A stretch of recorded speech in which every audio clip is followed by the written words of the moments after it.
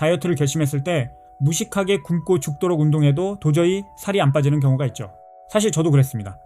30대 중반이 넘어가면서 예전과 똑같이 먹고 운동하는데도 살은 안 빠지고 오히려 근육량만 줄어드는 걸 뼈저리게 느꼈거든요. 아마 이 영상을 보시는 분들도 똑같은 고민을 하고 계실 겁니다. 도대체 어떻게 해야 근육은 지키면서 체지방만 뺄 수 있을까 하고 말이죠. 문제는 나이를 먹을수록 몸이 지방을 태우지 않고 자꾸 저장하려 한다는 겁니다. 특히 30대, 40대 이후에는 무작정 굶거나 강한 운동만 반복하면 근손실과 피로만 심해질 뿐입니다. 중요한 건 몸을 혹사시키는 게 아니라 지방을 다시 연료로 쓰는 환경을 만드는 겁니다. 오늘은 제가 20년 넘게 유지어터로 살며 직접 효과를 본 힘들이지 않고 다이어트 속도를 높이는 3가지 현실적인 방법을 말씀드리겠습니다. 이 습관만 바꿔도 멈춰있던 체중 변화가 다시 시작될 겁니다. 20년 유지어터가 알려드리는 현실 다이어트 노하우, 지금 바로 시작합니다. 첫 번째 치트키는 아침 공복에 마시는 고강도 오일샷입니다. 살 빼는데 기름을 먹으라고? 처음엔 대부분 이렇게 생각합니다. 요즘 다이어트 주사가 정말 유행이죠? 그 핵심 원리가 우리 몸의 GLP-1 호르몬을 건드려 몸이 배 안 고프다고 느끼게 만드는 겁니다. 그런데 비싼 약물 없이도 이와 비슷한 방향으로 도움을 줄 수 있는 식품이 바로 엑스트라 버진 올리브유입니다. 제가 30년 넘게 운동하고 식단을 관리하면서 느낀 건 딱 하나입니다. 인슐린이 자주 출렁일수록 지방은 잘 안 빠진다는 겁니다. 탄수화물은 인슐린을 크게 자극하지만 좋은 지방은 상대적으로 인슐린 반응을 덜 건드리는 편입니다. 특히 올리브유는 몸이 배부르다고 느끼는 신호를 보내는 데 도움을 줄 수 있어서 오전 내내 군것질이나 허기를 줄이는 데 도움이 되는 경우가 많습니다. 쉽게 말해 몸이 지방을 계속 연료로 쓰는 환경을 만드는 겁니다. 저 역시 30대 이후부터는 예전처럼 운동한다고 살이 빠지지 않았습니다. 같은 운동, 같은 식단인데도 몸 반응이 완전히 달라졌습니다. 근데 공복 5일 루틴을 넣고 나서부터는 확실히 식욕과 감량 흐름이 편해졌습니다. 방법은 간단합니다. 기상 직후 공복 상태에서 소주잔 반잔 정도의 올리브유를 마시면 됩니다. 처음엔 부담될 수 있으니 티스푼 한두 잔 정도로 시작해도 충분합니다. 목이 약간 칼칼하다면 폴리페놀 성분 때문일 수 있습니다.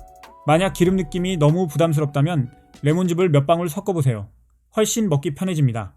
굶는 건 하수의 다이어트입니다. 고수는 몸의 시스템을 이용합니다. 이 루틴 하나만으로도 몸은 하루 종일 체지방을 연료로 쓰는 방향으로 움직이기 시작할 수 있습니다. 두 번째 치트키는 식후 20분 골든타임 활용입니다. 이건 단순히 걷기 운동이 아닙니다. 방금 먹은 음식이 지방으로 저장되기 전에 먼저 태워버리는 습관입니다. 우리가 밥을 먹으면 혈당이 빠르게 올라갑니다. 특히 정제 탄수화물 위주 식사는 혈당 스파이크를 만들기 쉽습니다. 그러면 인슐린은 남은 포도당을 지방으로 저장하려고 하죠. 근데 여기서 핵심은 타이밍입니다. 혈당이 정점에 도달하기 전인 식후 15분에서 20분 사이에 움직이면 근육이 포도당을 먼저 가져다 쓰기 시작합니다. 세계적인 의학 저널 스포츠 메디신지에 게재된 메타 분석 논문에 따르면 식후 단 5분만 가볍게 걸어도 혈당 수치가 유의미하게 낮아졌다는 결과가 보고됐습니다. 특히 하체 근육은 우리 몸에서 가장 큰 포도당 저장고 역할을 합니다. 가만히 있을 때 140에서 150까지 올라갈 혈당을 단 20분의 움직임만으로 110 이하의 안정적인 수치로 묶어둘 수 있는 겁니다.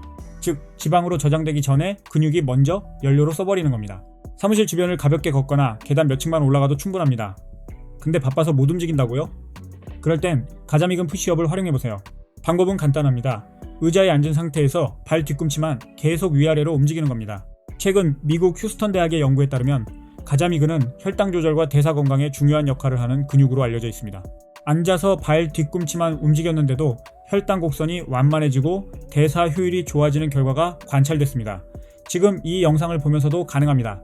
전화하면서 메일 보내면서 발 뒤꿈치만 계속 움직여보세요. 땀 한 방울 안 흘려도 방금 먹은 음식이 뱃살이 아니라 업무 에너지로 먼저 쓰일 수 있습니다. 기억하세요. 식후 20분은 오늘 먹은 음식이 지방이 될지 에너지가 될지를 결정하는 시간입니다.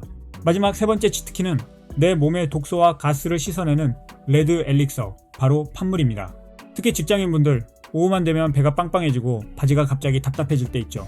이건 단순히 살 때문만이 아니라 붓기와 장 컨디션 문제일 수도 있습니다. 이럴 때 팥물은 꽤 괜찮은 선택지가 될 수 있습니다.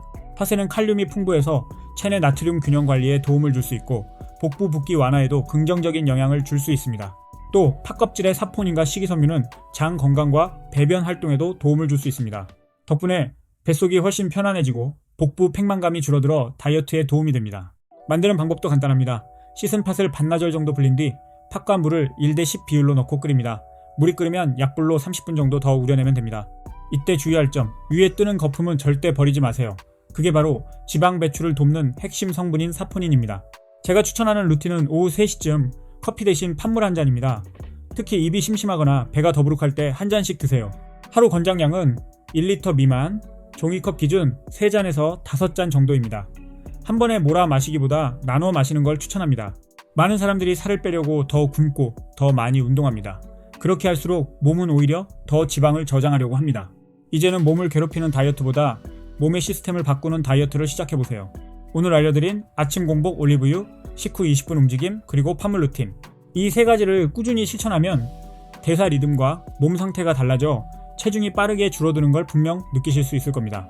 오늘 영상이 도움이 되셨다면 구독과 좋아요 부탁드립니다. 감사합니다.